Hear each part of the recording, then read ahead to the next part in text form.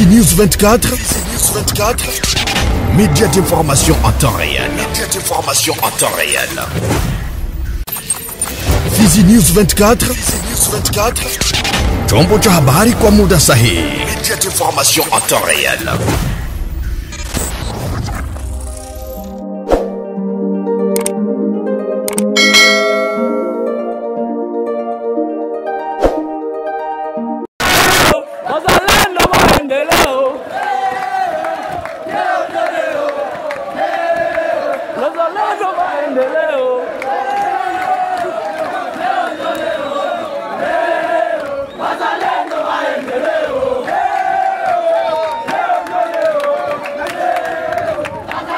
Habari za wakati mpenzi mtazamaji wa Fizi News 24 na kukaribisha kwa moyo mkunjufu kuweza kufuata taarifa habari katika lugha tukufu la Kiswahili. Habari zetu zitaanzia na huko Kamituga ambako watu wawili wameuawa na wengine 5 kujeruhiwa vikali, hata baadhi ya duka kuporwa. Hayo ndio matokeo kwa muda ya matokeo ya makabiliano kati ya wazalendo dhidi ya jeshi la taifa FARDC siku ya 5 ya wiki tunayo katika mji wa Kamituga. Kwa mujibu wa duru tunazo ni kwamba yote yameanza pale ambapo askari mmoja ameuawa kwa kupigwa risasi na watu wanaohusiwa kwa wazalendo. Ghafla hali ya kukabiliana kwa risasi kwa pande zote mbili iliweza kujitokeza na kupelekea maafa katika mji wa Kamituga. Hali ya leo Ijumaa ni ya wasiwasi pa Kamituga kutokana na milio ya risasi zilizosikika usiku tangu saa 5 za usiku mpaka saa 12 ya asubuhi, na ilikuwa ni milio ya risasi inayofanana na vita kali, na chanzo ya milio hizo ilikuwa kuuawa kwa askari jeshi wa taifa FARDC kwa watu wanaoshikilia silaha. Tafahamu ya kwamba tangu kufunguliwa kwa majela ya Bukavu na Goma, wafungwa ambao waliweza kuhukumiwa kwa makosa mbalimbali waliweza kutawanyika ndani ya miji tofauti ya Mashariki ya Kidemokrasia ya Kongo. Na hapa mjini Kamituga unakuwa kukizagaa silaha mbalimbali mikononi mwa raia, na hiyo hali inakuwa ikileta sitofahamu kwa kutenganisha ni nani mzalendo wa kweli na ni nani ambaye alikuwa kati ya mabandia. Kwa hiyo hapa mjini Kamituga tunakuwa tukisubiria serikali iweze kutufasiria vizuri, kwani kuliweza kufariki askari jeshi na kuliweza kufariki kamanda wa polisi Kapitene Kangela kwa milio ile ya risasi. Kuliweza kujeruhiwa watu 5 ambao kunapatikana mwanamama mmoja, na hali hii inaleta wasiwasi ndani ya mioyo ya wakaaji na walioandamana kwa hasira kwa kudai usalama. Hapa mjini Kamituga shule, soko pamoja na maduka ziliweza kubaki kufungwa, na wakaaji wanabaki manyumbani kwa kuendelea kuchunguza na kujua ni kipi kitakachotokea. Hata maimbwa za wakaaji ambazo ziliweza kuwa nje, kunakuwa ambazo ziliweza kupigwa marisasi, na kwa hivi sisi sote tunakubaki tukitazama tujue nini ambacho serikali itaweza kutenda. Kwetu sisi tunakuwa tukiomba tu kuweze kulindwa kwa wakaaji, waweze kulindwa na usalama uweze kurudi. Mashirika kiraia kijijini Nemba sekta ya Mutambala tarafani Fizi yametaja kupongeza kwa kiasi kikubwa shirika la kuwa kwa hatua walioifanya ya kutoa msaada wa vifaa mbalimbali vya shule kwa wanafunzi wa primari wa eneo hilo. Akizungumza na TV yako Bwana Ishimba Ndolo, mmoja kati ya viongozi wa shirika la raia katika kijiji cha Nemba, amepongeza vya kutosha hatua hiyo, huku akiomba kwa mashirika mengine kwa ajili ya msaada. Tunaokuwa na furaha sana, furaha ya ajabu kijiji cha Nemba. Watoto wa masomo wanafurahi sana, wanaofurahi sana pamoja na wazazi wao kwa gisi wanaopokea mashakoshi, makaye, malati, mabike na mambo vinginevyo. Shirika lililowapokeza ni shirika inayoitwa Kuwa. Na kama mimi mtu wa societe civile hapa Nemba, na mimi nifurahi sana kwa kuona wazazi walikuwa najiuliza je, watapata ile mashakoshi wapi ya kupatia watoto wao wanaenda nayo masomo. Shirika ikaona huruma, ikaja kupokeza watoto mashakosi na makaye na mambo menginevyo. Antuka tunao furaha sana kijiji cha Nemba kwa watoto kupata vifaa kama vile. Tunahitaji mashirika isisi hapa tu itiririke kwetu Nemba tunakaribisha mashirika ije kama vile hii mashirika inakuja kufanya matendo mazuri. Na kwingineko ni kwamba baada ya rais wa DRC Felix Antoine Tshisekedi kutoa hotuba kwenye jukwaa la Global Gateway nchini Ubelgiji, ambako ameomba mwenzake wa Rwanda Paul Kagame kuingilia kati ili kumaliza vita nchini humo, maoni yamekuwa tofauti kwa upande wa raia ambao wengi wao wamepokea kwa shingo pande hatua hiyo. Mengi zaidi namkaribisha hapa Isaac Mulucha Shibe. Hotuba hiyo ya Rais Felix Tshisekedi inazusha mvutano mkubwa wa maoni. Andre Dunia, mwanaharakati wa kisiasa jimboni Kivu ya Kusini, amepokeaje hotuba hiyo? Anatueleza hapa. Diskuru ya chef de l'Etat ni diskuru ilikuwa nzuri kwa sababu alitoa mbele ya ekipe kabambi ambayo ilikuwa kwenye ile conseil ambao walikuwa nayo Bruxelles. Mais aussi alimtandre mkono na akaprendre a témoin communauté internationale kwamba yeye hataki vita, yeye anataka amani, na akasema kwamba angetaka wafanye amani yeye na bwana Kagame. Aliita amani ya watu wa washujaa, la paix des braves, na akasema kwamba ni wao wawili tu ndio wanaweza kuleta amani. Ça veut dire quelque part President na comprendre kwamba kuna kitu kinakuwa entre wao, kuna convention entre yeye na Kagame kwa hii trouble ambayo iko napita kwa este ya pays. Mina yanalize à deux niveaux. Le premier niveau est-il que ni mise en garde ya president wa Republique kwa Rwanda kumwambia kwamba nimesha choka maintenant nataka pigana. Deuxième plan, est-il que anachoka, anasema que non, mimi nachoka na sina nguvu ya kupigana, bandugu msimame katikati yetu mtumalizie hii vita. Niko tayari kupana vyote, kisha nasemaka niko tayari kupana minere yote pour que nipate amani tu. À ces deux niveaux kutapaswa kuwa réponse moja. Mais president alisahau kama partenaire mwenye iko nalomba amani hana besoin ya amani, parce que amani habailombaki, amani banaitafutaka kwa nguvu. Amani haiwezi toka sema ndio balileta njoo ile amani. Amani banaitafutaka. Na Kagame kama iko napigana mkongo, anapiganaka kila siku parce que anasemaka kwamba Kongo inaweka ba FDLR ambao wanatatiza amani kule kwake. Na njoo bana anasemaka niende nipigane pour que ni protéger population yangu. Katika mazungumzo na Radio Kivu, bwana Ebalo Abomba Peter Stober, ambaye ni mmoja kati wa makada wa chama tawala cha UDPS mjini Baraka, amesema kuwa watu wanaodharau hotuba ya rais ni watu wenye kuwa na mlengo wa M23, kwani hotuba ya rais ilikuwa yenye kumfunga Paul Kagame kwa kuwa kuna M23 bila Rwanda.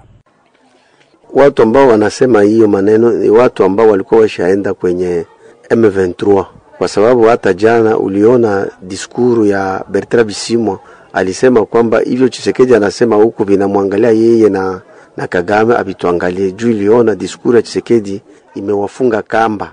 Hiyo kongamano ambayo ilikuwa huko Belgiji ni kongamano ambao wale ambao wanakamataka madesizio ya dunia wote walikuwa wanakutana kule.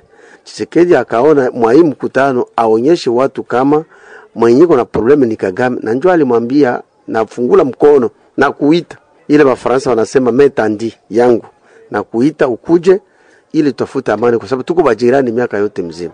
Alikuwa anapenda kuonyesha wale watu waliokutana pale viongozi wa dunia kwamba anayefanya ile blocage ni Kagame. Na njoo niliona ministre wa affaires étrangères wa Rwanda alitoka kwenye alikuwa na kuanza sema direct.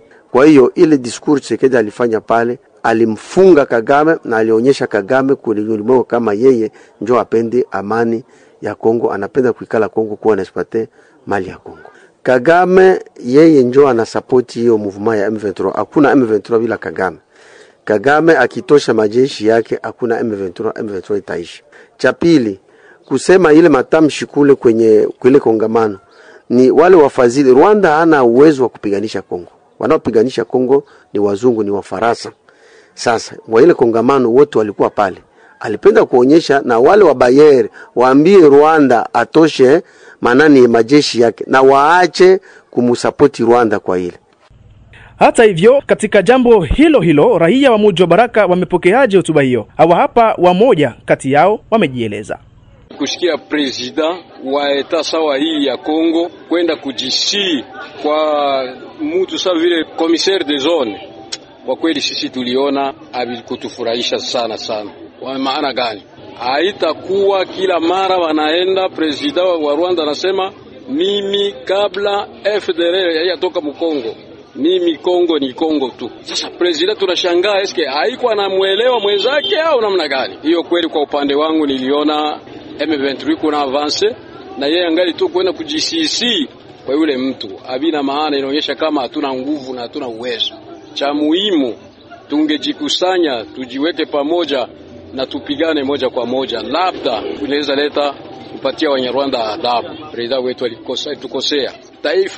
Taifa na mataifa ndio zilikuwa pale. Na president anasema maneno kama na ile, inaonyesha haya na aibu sana. Analize yetu siba raia na analize ya chef de l'etat ni vitu viko tofauti. Cha kwanza paske analize yetu sisi tuko tunajiuliza juu ya nini raisi anasema anajililia. Ile efe ya kujililia ni efe ya mepris. Tuko sababu tunazaraulika mbele ya Rwanda, na wakati si Kongo tunajitapa kama Rwanda inaingia mu Kongo plus de 80 fois. Nini inatutuma tujililie sana ku Rwanda? Analize tusi sa vile population jua nini atupigi Rwanda. Sasa gisi Rwanda iko na tupiga si. Unasikia? Pour dire mwanalize tusi population. Atungi lipendelea tena sana Kongo parce que yeye ana representer Kongo. Atuseme aseme Felix alililia. Kongo lililia Rwanda. Donc Kongo kinchi ya Kavambi kilililia mtoto. Pourquoi pas Kongo inchi ya Kavambi isirudishilie vile venye Rwanda ilitufanyizia. Turudishilie na si. Judawa ya moto ni moto. Kama natupiga ku moto na sisi nabo tuwashilie moto. Kama mimi mkongomani wa baba na mama, yeye rais ameshindwa na kila kitu katika nchi yetu ya Kongo. Ningemuomba ajuzuru, aache madaraka, aache wakongomani madaraka, kwa sababu hakuna kinachokifanya. Anaenda pigia mwenzake magoti na kati yeye ana madrone na nini. Tunasikia habari za madrone sasa hivi, yuenda kupiga kwenye vilalo sasa. Ule kupiga kwenye maadui wako ni kupiga kwenye mavilalo. Tumemchoka. Cha kwanza mimi simlaumu sana Rais Felix. Mimi nalaumu wakongomani wote kwa ujumla, sababu wakongomani hawana huruma na wakongomani. Ina maana mkongomani akipata uongozi huwa anasaliti umma. Rais kama rais kusema rais mwenzake amtafutie amani ni kama kumwambia mwanaume mwenzio akutafutie amani mwako wakati yule mwanaume anatembea na mke wako vibaya. Ile ni dharau. Mimi nalaani ile. Maoni yangu, Antoine Felix Kilombo awoko kuomba msaada kwa Kagame. Wao ni wakuintimida sa Mobutu aliintimida Kagame mu miaka ilipita ya Zaire. Atoa soda wake mu Kongo, Bukavu na Goma, batowe na Masisi banaenda kwao. Akikatala amue wapige M23. Taharuki ya maoni imezuka kote nchini. Prince Penge ambaye ni msemaji wa muundo wa Lamuka amesema kuhusu hotuba hiyo kuwa alichokifanikisha Rais Tshisekedi ni kuigeuza DRC kwa mwanamke anayelia katika kila jukwaa. Aiza alipozungumza na wenzetu wa Top Congo FM, Justin Bitakwira alisema yule anayetaka kujua kweli Paul Kagame ni nani anatakiwa aende kumuuliza Habyarimana na kaburini. Hata mtu akisujudu mara 1000 mbele ya Kagame hatarudi nyuma kamwe. Yeye ni mtu wa kupigania mpaka mwisho, hata zaidi ya Netanyahu kule Mashariki ya Kati. Kwa hiyo tunachaguo, tukubali kumpa nchi yote sehemu yake au tupigane. Pamoja na hayo, Andre Bedunia ameongeza kuwa Rais Felix aliposema mbele ya umati kuwa hajawahi kusema vibaya juu ya Rwanda au juu ya Paul Kagame haikueleweka kwa wakongomani. Sisi hatukosi lolote. Hatakuwa tunaweza kama president anaweza kufika kunivyo ya kuombea Kagame ke nono mimi na wewe ndo tunaweza leta amani. Na hatakuwa tunajua kama president anaweza fikia kunivyo ya kusema ke sijasemaka kama mie niko na probleme na Rwanda. Ke nishaka tenir ma discours belliqueux. Discours belliqueux maana discours ya uhasama. Alors que ndo madiscours president tenire mkampanye, na kama alichaguliwa ni kwa sababu aliambia watu wa Fizi, Uvira, Kweste ya peike mimi niko ameziri ya kupiga Kagame. Batu wakasema hakuna mwingine mwanaume tumpatie sauti. Malheureusement leo anatuonesha kwamba zile nguvu alikuwa anatuambia zile madiscours zilikuwa za uongo, hakukuwa na nguvu za kupiga Kagame. Alors sisi hatuko tena kwa ile. Leo ninataka tu kupresiseke hatukosi lolote. Tuko na watu wazalendo wapo na kuna askari FRDC ambao wangali kumlengo. Tuko na partenaire ambao ni Burundi. Burundi inatusaidia kila kitu. Iko tayari kupigana kwa sababu M23 sifike hapa Uvira. Kwa sababu ikifika Uvira anajua kwamba watamtatiza hapo ngambo. Ikifika Baraka watamtatiza, ikifika Fizi watamtatiza. Nini tunakosa? Tukosi lolote. Me tunakosa kimoja tu, ni bonne volonté. Na president na sababu kama partenaire wake Kenya iko natafuta Mkongo hajakifikia.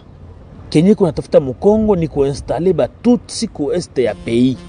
Na Kagame hayafikia ile hatua, haijafika, haijaenea. Sasa unamlomba msamaha kwa nini? Unasema mzungumze kwa nini? Mlete amani kwa nini? Alors que tabia ambayo huyu Kagame anakuwa nayo ndo tabia wale wanazi wale ba Hitler walikuwa nayo ya kutafuta kudomine ulimwengu mzima. Na Kagame yuko tafuta kudomine Afrika Central, yuko tafuta kudomine Kongo yote. Hatuna probleme na Watusi, tuko na probleme na Watusi ambao hawako kwenye kutafuta maendeleo na kuleta amani.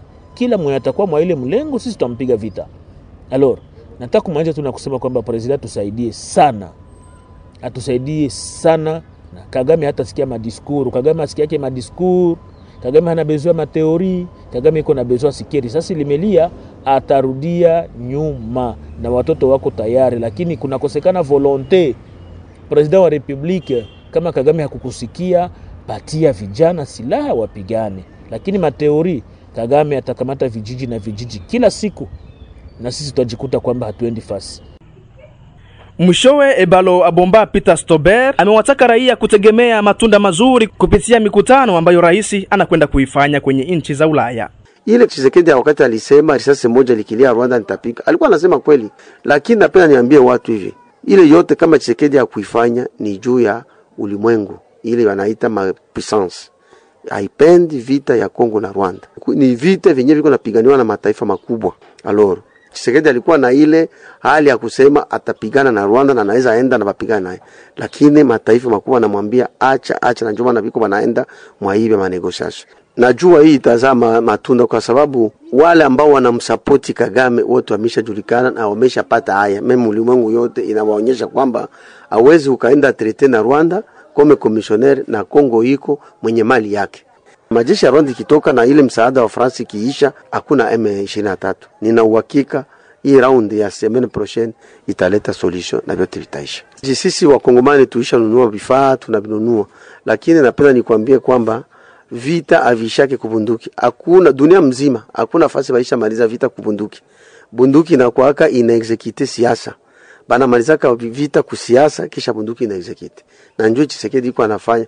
Kama kutakuwa vita na Rwanda, tuimalize kwanza kisiasa, tukisha ganye kisiasa, tutaiganye kivita. Na njoo Tshisekedi iko anafanya. Iran na Israel bilisha kwa mazungumzo. Vita vyote vishake kibunduki, vita vyote vinaishaka. Ukisha maliza kisiasa, hapa kibunduki utamaliza. Kwa hiyo watu tu wasubiri, wakuwe na moyo wa subira, wajue kwamba hivi Tshisekedi kwa anatafuta amani ya kudumu.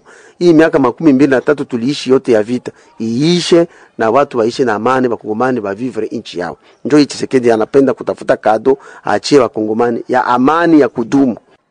Mpenzi mtazamaji, bila shaka hapo ndipo tumefika mwisho wa taarifa habari zetu katika lugha tukufu la Kiswahili. Sina la ziada ila nakuomba usisahau kulike, kushare na kusubscribe ili wa kwanza kupata taarifa zetu.